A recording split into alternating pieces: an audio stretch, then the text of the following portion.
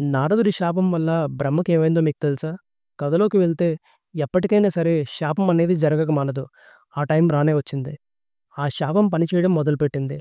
దేన్నైతే కోరుకోకూడదో దాన్నే కోరుకుంటారు బ్రహ్మ. తన సొంత కూతుర్ని తప్పుగా చూడడం మొదలుపెడతారు. ఒకరోజు తన తండ్రి దగ్గరికి వచ్చి ఆశీర్వచనం తీసుకునే టైంలో బ్రహ్మ బ్రహ్మిని తప్పుగా చూడడం మొదలుపెడతారు. వెంటనే బ్రహ్మి కొంచెం ఇబ్బందిగా ఫీలయ్యి తన రైట్ సైడ్ వచ్చి నిలబడుతుంది. వెంటనే రైట్ సైడ్ ఒక తల మొలుస్తుంది. తను లెఫ్ట్ సైడ్‌కొస్తుంది. అటువైపు కూడా ఒక తల మొలుస్తుంది. ఇలా కాదని చెప్పి వెనుక వైపు వచ్చి నిలబడుతుంది. అటు కూడా ఒక తల మొలుస్తుంది. ఇంక చేసేదేం లేక పైకెగురుతుంది.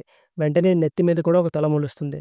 వాళ్ళ చెల్లి పడుతున్న ఇబ్బందిని చూసి మరీచి మరియు అత్రి మహాముని వాళ్ళ నాన్నగారి దగ్గరకు వెళ్లి, "నారదుడి శాపం మాయలో మీరు పడకండి" అని చెప్తారు. "మీరు పరమపిత బ్రహ్మ. ఈ లోకాలకే సృష్టికర్త. మీ కూతురి మీద మీకు ఇటువంటి భావం అస్సలు ఉండొద్దని, ఇది ఉండడం సరికాదని, మీరు తనని ఒక మంచి పర్పస్ కోసం పుట్టించారని, ఇలాంటి పనులు చేయకండని" చెప్తారు. కానీ ఏం లాభం? నారదుడి శాపం ఇంకా చాలా ప్రభావితమైనది. చాలా పవర్‌ఫుల్ గూడా. అది ఆయన్ని చుట్టూ కట్టిపడేసింది. తన సొంత కూతురు వంట కోరికతో పరిగెత్తడం మొదలుపెట్టాడు బ్రహ్మ. తర్వాత ఏమైంది? బ్రహ్మ ఎలా తప్పించుకున్నారనేది నా నెక్స్ట్ పార్ట్‌లో చెప్తా. అంతవరకు please do like, follow and share for more such interesting content. Thank you.